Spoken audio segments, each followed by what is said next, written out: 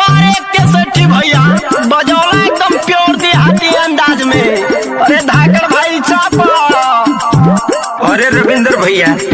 तब काहे नहीं पेक्चर जलजीरा छोड़ देते। अपन एगो अंदाज सुनावा ये रविंद्र भाई। अरे सुना हो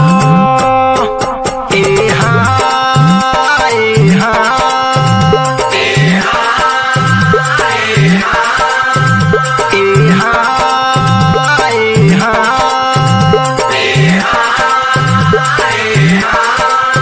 बदवा नामी हो कजरवा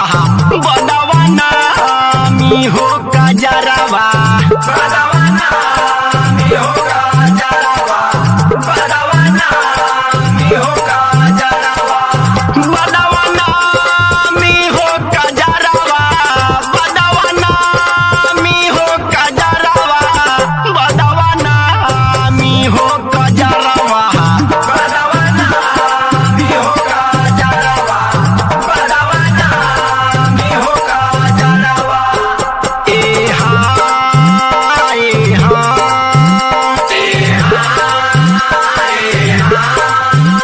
ए हाँ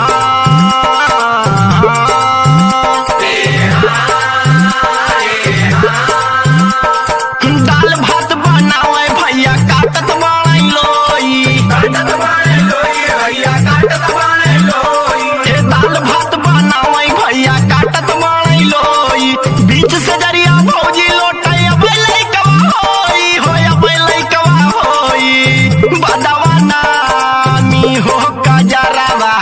बदवा नामी हो कजरवा बदवा नामी हो कजरवा बदवा नामी हो कजरवा बदवा नामी हो कजरवा बदवा नामी हो कजरवा बदवा नामी हो कजरवा ए हाँ ए हाँ ए हाँ हे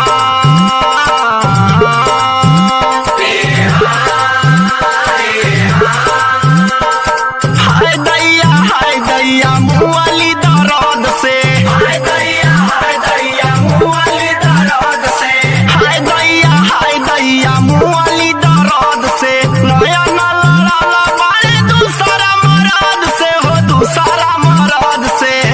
भौजी मारई हो नजरवा भौजी मारे हो नजरवा भौजी मारे हो नजरवा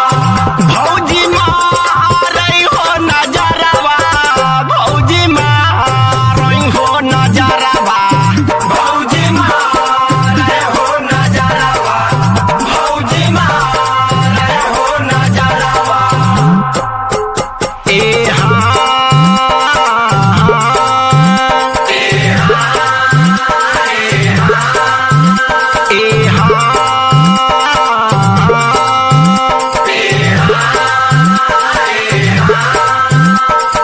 रतिया अन्हार रहे भइल नया जोरावा भइल नया जोरावा हो भइल नया जोरावा रतिया अन्हार रहे भइल नया जोरावा बाजू बंदा चोर ले गया भौजी कैली सोरवा हो भौजी कैली सोरवा बदवा नामी हो कजरवा बदवा नामी हो कजरवा बदवा नामी हो